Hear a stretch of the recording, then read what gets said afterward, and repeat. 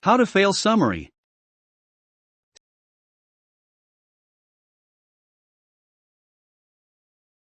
Sentence summary. How to Fail shows the surprising benefits of going through a difficult time through the experiences of the author, Elizabeth Day, including the failures in her life that she's grateful for and how they've helped her grow, uncovering why we shouldn't be so afraid of failure, but instead embrace it.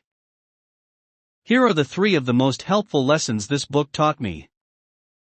1. Your 20s are a great time to mess up and learn from your mistakes.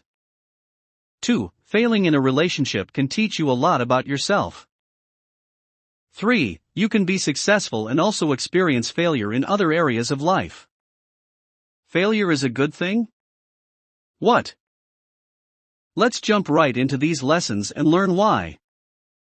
Lesson 1. Your 20s are a great time in life to make mistakes and learn what you really want. Most of us have probably failed at least one test in our lives. It feels pretty awful, right? But what we don't realize is that failing probably taught us something important, like what area we needed to study harder in. When best-selling journalist and author Dolly Alderton was rejected by the college she wanted to attend, she was shocked. She had lived a pretty coddled life up until that point, and she wasn't used to rejection. Now, she's grateful for the wake-up call from her entitlement in her early 20s. It helped prepare her for the harsh realities of adult life. In fact, your 20s are a great time to experience failure and learn from it. It's a time to prepare for adult life and realize who you are and what you want to do with your life. How else are you going to learn without stumbling a few times first? Your 20s are the time to transition between adolescence and adulthood, and there is no rush. Day often reflects on how she was so serious about starting her career and landing her husband right after college. She now realizes she didn't need to be in such a rush. She should have spent less time making everything in life be perfect and more time finding out what she really wanted. So if you're in your 20s and you feel like you're failing, relax. Lesson 2. You learn a lot about yourself when you fail at love. After a few long-term relationships in her 20s, Day settled down and got married. But, unfortunately, the relationships she had were pretty old-fashioned, and she was quickly the cook, cleaner, and shopper, all while holding a full-time job. She would tell herself that she was a strong woman for doing all of the chores, but she was actually putting the men in her life before her well-being. In short, she was failing in her relationships. With this came a drop in her self-worth and, eventually, a divorce. While anyone can tell you divorce is absolutely not something you want to endure, Day acknowledges how important this experience was for her. It not only helped her find her voice, but also realize what she needed in life. After reflecting on her previous relationships, she realized she was stuck in a cycle of trying to complete herself with other people. Soon, she was actually able to have gratitude for each relationship and what it taught her. This helped her jump back into the dating pool and be prepared for a healthy relationship.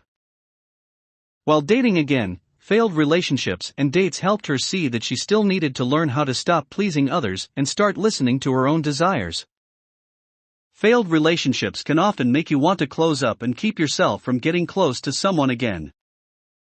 But one of the most important things Day learned: it's important to stay open even when you've just had a painful heartbreak.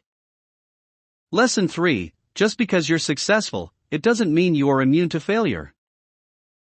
Many people think that success and failure are opposites, but this isn't necessarily the truth. You can be a successful person and also be unhappy. I know, QI rolling. It seems impossible that someone with millions of fans or millions of dollars could really not be satisfied with their life. They must be pretty ungrateful, right? It's cliché, but money really doesn't buy happiness. We put far too much value into material things when they are really just stuff. Day found this to be true in her research over the years.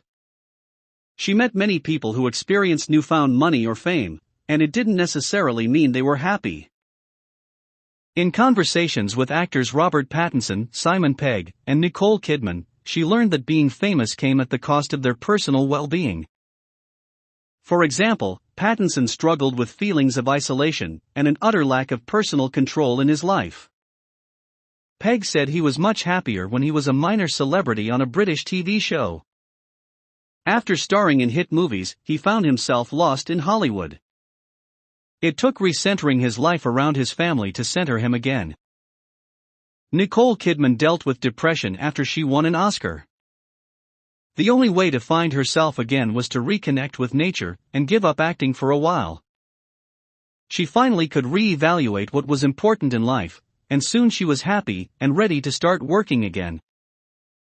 Remember, when you are looking at your failures in life, you are the only person who can say whether an experience is a success or a failure. In reality, most events can be both. It just depends on how you see them.